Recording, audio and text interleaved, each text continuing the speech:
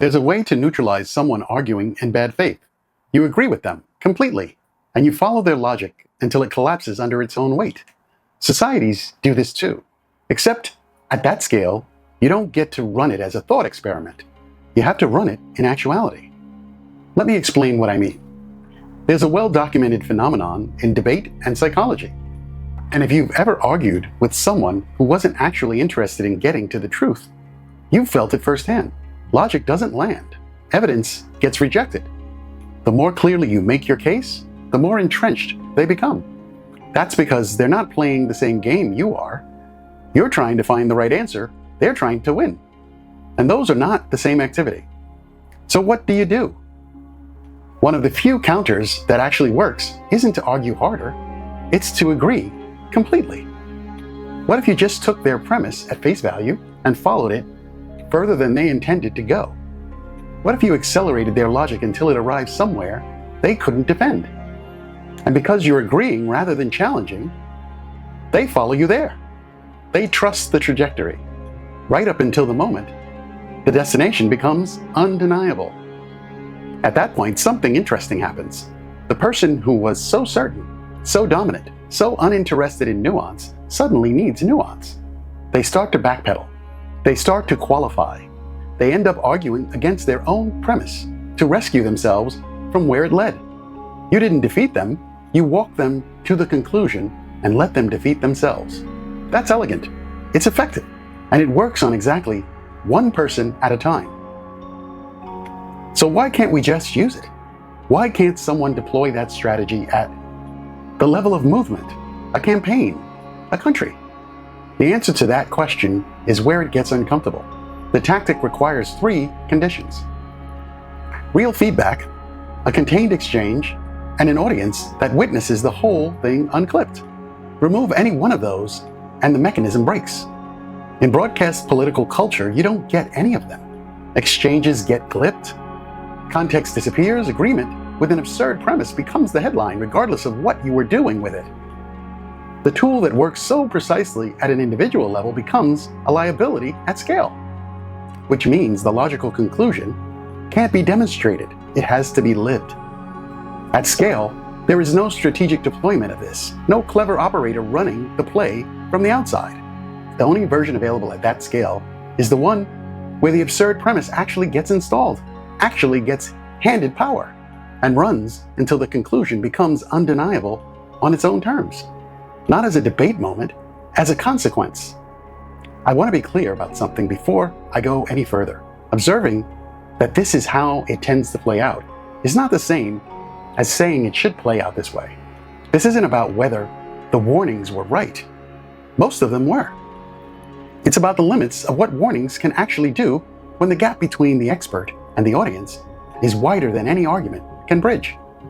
And here's the thing, this isn't new. This has never been new. Every time society has run an argument that it shouldn't have, the arc looks roughly the same. You can map it onto the collapse of Rome.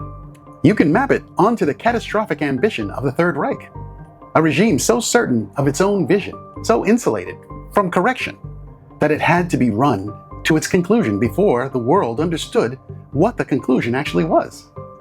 You can find versions of it across centuries and across cultures. Overconfident actors with no functional feedback loop, no mechanism for learning, no constraint on the premise, running it until it breaks.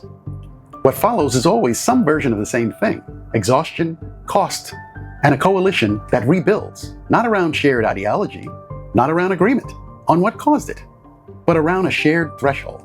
Enough people recognizing that whatever just happened, they don't want more of it. And this is where something subtle but important happens. In the aftermath of catastrophe, experts get heard. Historians, economists, diplomats, people who spent careers understanding how these things unfold. Suddenly their warnings carry weight. But it's worth asking why. Is it because their analysis was finally validated? Sometimes. But more often, it's because their prescription, avoid this, don't go back there, aligns with what enough people already feel viscerally. It's not that people are suddenly trusting the expertise. They're trusting the pain. And the expert is getting heard because they're pointing away from more of it. which means that that window closes as comfort returns. The felt aversion fades, and the expert's influence fades with it. The lesson doesn't stick because it was never really about the lesson. It was about the cost. And once the cost recedes far enough into memory, the mechanism that enforced the lesson recedes with it. Which is usually where someone says, those who cannot remember the past are condemned to repeat it. And that's true, except it's also a lot more complicated than it sounds. That framing assumes that what rebuilds societies is a shared interpretation of the past. But history is written by the victors. Competing narratives about cause and blame are not a modern invention. They have existed alongside every major conflict in recorded history.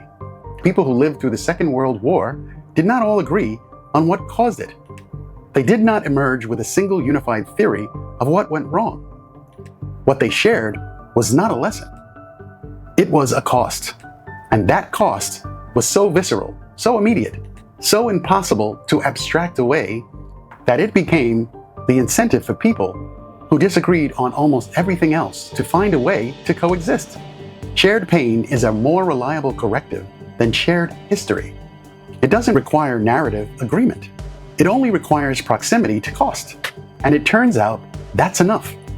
Not to produce harmony, not to resolve disagreement, but to make compromise preferable to continued conflict. We even tend to collapse the two.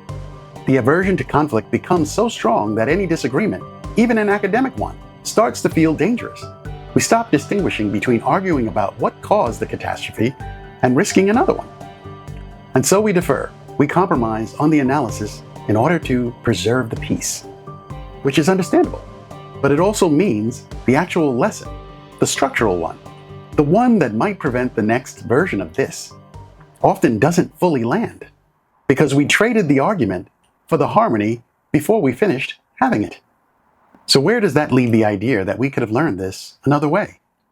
That someone, somewhere, could have made the right argument, deployed the right strategy, and avoided the cost?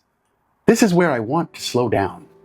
Because there's a phrase we use, learning things the hard way. That implies a genuine alternative was available and declined. But notice where the emphasis almost always lands. Not on the easy way, on the hard way, on the choice, on the failure to listen. I told you so. You should have listened. You chose this. The alternative, the implied easier path, barely gets named. It lives in the shadow of the accusation. And that's probably more honest than it intends to be. Because what's actually being offered when someone says, you should have listened to me, isn't a principle. It's almost always a prescription, a specific sequence of steps. Do it this way, follow this path, A, B, C, D. And prescriptions are context dependent in ways that principles are not. They were developed under specific conditions at a specific moment by a specific person whose circumstances may or may not translate to yours. The rules may have changed, the landscape may be different, and the person being accused of doing it the hard way may have sensed that, consciously or not, and deviated for reasons that were more legitimate than they got credit for. This is where a lot of hard way accusations actually break down. Not always because the criticism is wrong, sometimes it's right. Sometimes the person genuinely made a bad choice and the warning was genuinely useful. What's unfair isn't the criticism itself, it's the collapse.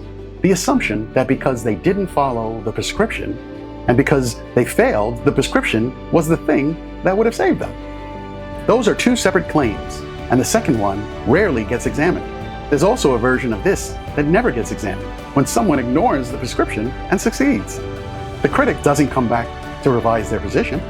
The warning gets quietly retired. The successful deviation gets reframed as perseverance, as vision, as proof that the doubters were wrong all along. Success has many fathers, and failure is an orphan, which means the prescription never gets pressure tested against its own failures. It just waits for the next opportunity to say, I told you so. The well-informed side has been consistent in pointing out that a large portion of the electorate was genuinely ill-equipped to evaluate what they were voting for, operating without the framework that would have made the warning land. But what happens when the response to that gap is to communicate in ways that only work if the gap didn't exist? Terms that function as analysis to the informed land as insults to people without that framework. Arguments broadcast at volume with visible frustration on both sides of that informed divide don't close the gap. They widen it. You can't acknowledge someone doesn't have the map and then blame them for getting lost, which is where the tactic from the beginning of this piece becomes something more than a debate move. What it actually does is meet people where they are. It doesn't require them to already understand. It walks with them, follows their logic, lets the destination do the work. That can't scale top down. It breaks at broadcast frequency, but it can scale from the bottom, one conversation at a time, in kitchens and barbershops, and comment sections and family dinners. Slow and visible, deeply unreasonable given the stakes, but real and available, which means the hard way isn't just one thing. It has two faces. The destructive version, consequence, damage, the fallout already accumulating, and the constructive version, the patient work of one conversation at a time, already happening too, quietly, without anyone running it. Both are in motion simultaneously. There is no easy way. There never was. The question isn't which one we choose, it's which one reaches critical mass first, and whether enough of the constructive version is happening fast enough to shape what the destructive version leaves behind. What we are living through is a live stress test of the constitutional architecture, of whether structures built to withstand exactly this kind of actor actually hold when someone doesn't respect them. There may be no other way to get that information. You can't stress test a system in a thought experiment. You have to run it in actuality. The making of the mistake didn't require careful calibration. The correction does. Undercorrect, and the vulnerability remains. The same conditions that produced this produce it again. Maybe worse. Overcorrect, and you break something different. You trade one failure mode for another. The pendulum doesn't find the center on its own. It swings, and shortening the arc requires exactly the kind of thinking that got crowded out to get us here. What are the chances we get it exactly right? That's not a rhetorical question. It's the honest one. And sitting with it without false hope, without despair, might be the most civic thing any one of us can do right now.